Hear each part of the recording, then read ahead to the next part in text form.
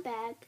If you read chapter 12, you'll know that I only read one chapter because it was so long, and I probably thinking that the same as chapter 13 because if chapter 13 and 14 fit together, then I don't think it will fit together, but I will try.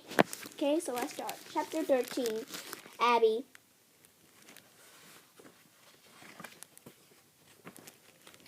3 weeks, 2 days, and 1 hour after I lost Tim, we got a phone call. Me and Mama had just got home from getting my case off. Mima met us on the front porch. The phone held out in front of her. It's someone calling about Tim, she whispered. I about fainted right there. I had prayed and prayed every night for this day, and my prayers were finally being answered. Mama grabbed the phone. Mima pulled me into the house behind Mama. Yes, we had a dog named Tim, Mama said. Did you find him? I was about to burst. Someone had found Tim. I squeezed my eyes shut. Thank you, thank you, thank you. A grin split Mima's face. My brain galloped as fast as it could up to my room to pack Tim's thing, and then down to the car and across the mountains as fast and as far as we needed to bring Tim home. You found it where? Mama asked. I tugged at her arms. Where is he, Mama? Mama shook her head and turned her back to us. Yes, we might want it back. Could you give you your number? Why, please, I need to talk to my husband. He's up in that area right now. The floor felt like it was slipping under me. What was she talking about? Mama scratched down a phone number on a piece of paper. Well, get back in touch with you, she said, and hung up the phone.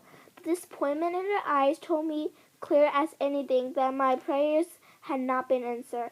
Mima gripped my shoulder. Tell us, Holy, she said to Mama. Mama sat on the porch. She pulled me down next to her, smoothed the hair from my face. I pushed her hand away. Tell me, Mama. Mama took a shaky breath. That was Mr. J.T. Fryer, she said. He and his son were deer hunting a couple of days ago up near the Blue Ridge Parkway in Virginia. I sucked in breath. Virginia? Was it near where we crashed? Mama shrugged. He said they were by White Rock Creek and his son spotted something shiny on a tin box out in the middle of the creek, so his son waded out into the creek to see what it was. My throat filled with sick feeling. What was it? I asked. Tim's crate, honey, Mama said. And what was the shiny thing? Mima asked. Mama blinked back tears. Tim's tag. His collar was hung up in the drawer in the crate. I squeezed my eyes shut. Pictures flashed in my mind. Water filled the crate. Tim clawing frantically out at the crate door, him sliding into the water. His collars trapped him. Was there any sign of the dog? Mima asked. Any sign at all? I shook my head, trying to clear the terrible pictures from my head. No, Mama said. He said he and his son had looked around for tracks, even whistles, but her voice trailed off. None of us said a word when Mama finished her story. The only sound was the tree outside creaking and moaning in the wind. Mama took my hand and squeezed it. I'm so sorry, Abby.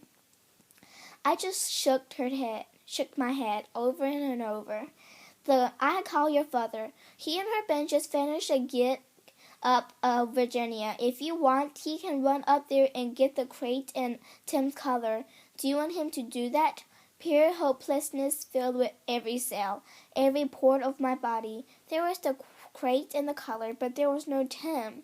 I looked from Mama to Mima. Mima nodded just the tiniest bit. I sighed. I reckon so, Mama. 2 days later, Daddy pulled up in the driveway in his old VW van. In the back, surrounded by guitars and fiddles and banjos, sat Tim's crate. Daddy and Mama stood off to the side and watched as I ran my hand over it. Mr. J.T. Fryer was right.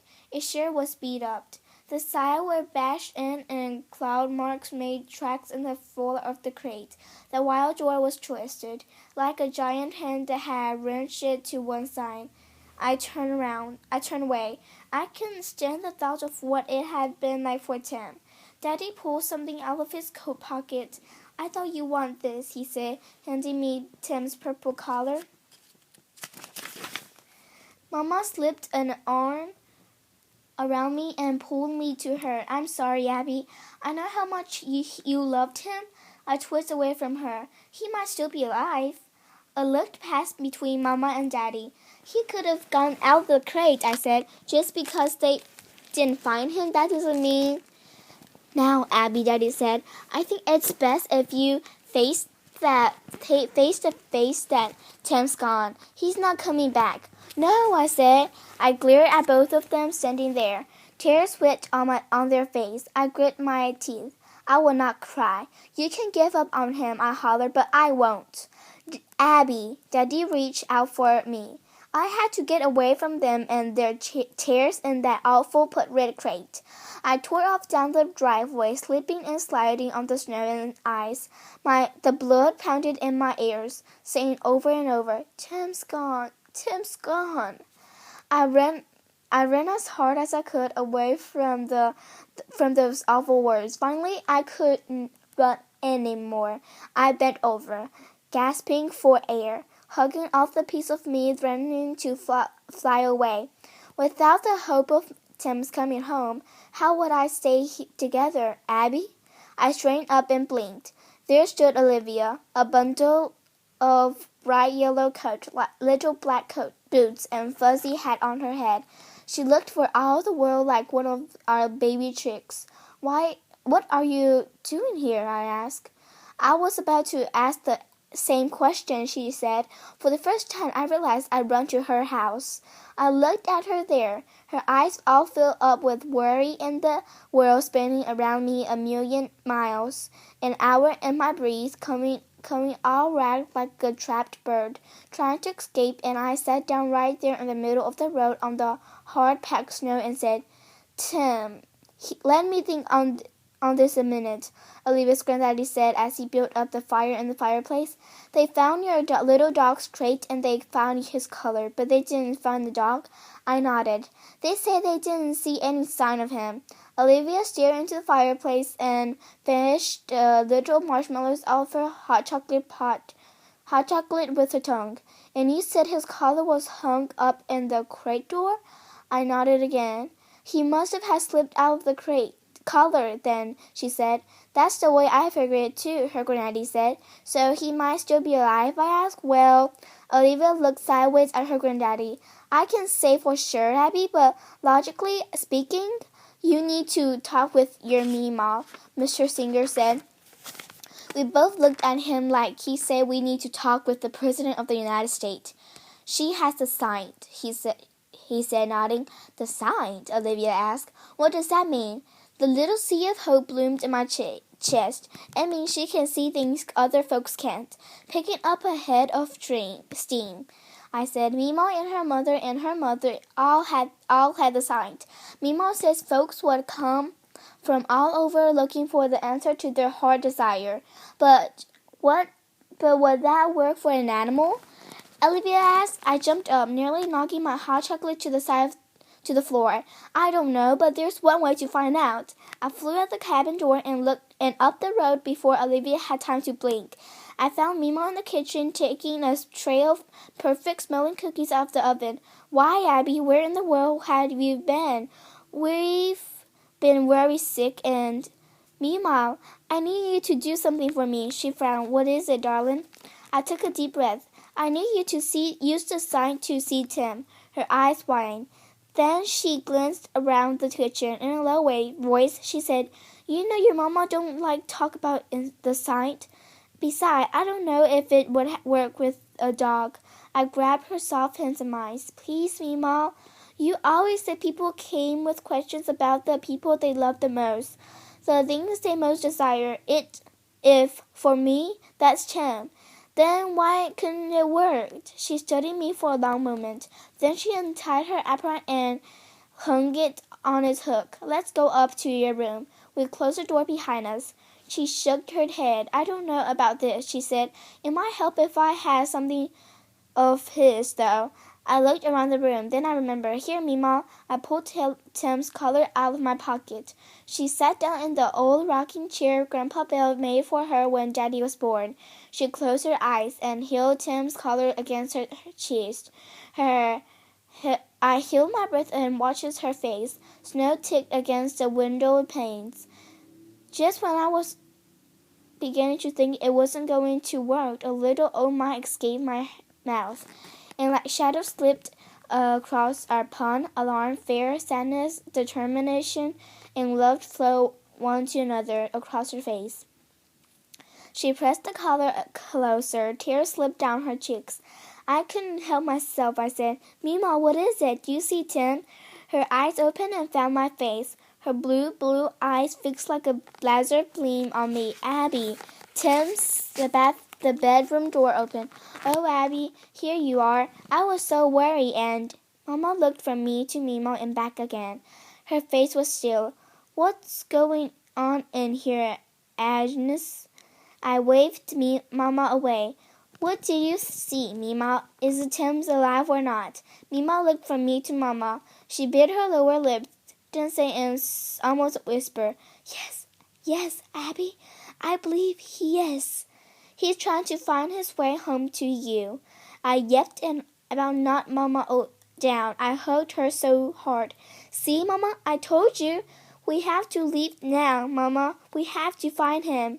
But Mama didn't look at me. Instead, she wrapped one arm around me and pulled me against her side, all the while she shooting daggers eyes at me. "Mama," I said, trying to squirm out from under her arms. In a cold, firm voice she used on telephone salesman, Mama said, "I don't mean in disrespectful engine, but I won't have you filling my daughter's head with nonsense and false hopes. She's been through enough." The child asked for my help, Holly, Mima said gently. Mima and Mama stared long and hard at each other. Finally, Mama said, "Abby, I need you to take that pail of veggie out to the Alamos." I purely could not believe what I was hearing. "But, Mama," she ran her hand over the top of my head. "Go on now, Abby. I need to talk with your grandmother." I stormed out of the house, letting the screen door bang behind me, which I just happen to know drives Mama crazy. "I won't have you filling up her head with nonsense and false hope," I said in Mama's ice queen voice. I stumped into the barn. 6 long neck, big ears, wonderfully fuzzy Almas stopped chewing and looked at me. "Since when is hope and believe in miracles nonsense?" I said. 6 pairs of huge brown eyes blinked back at me. Shirley, Boo, Patches, Jet, Pearly, and Bambi shifted nervously. I took a bunch of deep breaths to calm myself down. Llamas are a lot like shorties. They're real sensitive, and if a llama afraid or mad, it had the uncomfortable habit of spitting. I waited for my head to clear, then offered each of the llamas carrots. Their soft split lips scooped the goodies off my palms like velvet spoons. I stroked the wiry hair on their neck until 1 or 2 of them started to hum. Llamas hummed when they feel safe and content, kind of like how a cat purrs. I leaned my pounding head against Pear's neck, buried my fingers in her thick face. Her hum came deep and low. It worked its way through my skin and into my broken heart. "Come here, come home to me, Tim," I whispered. "Come home." Okay, I'm going to stop here because chapter 13 is long. So if you want to hear more, or you want to hear chapter 14, find a black screen, like I always said. Bye.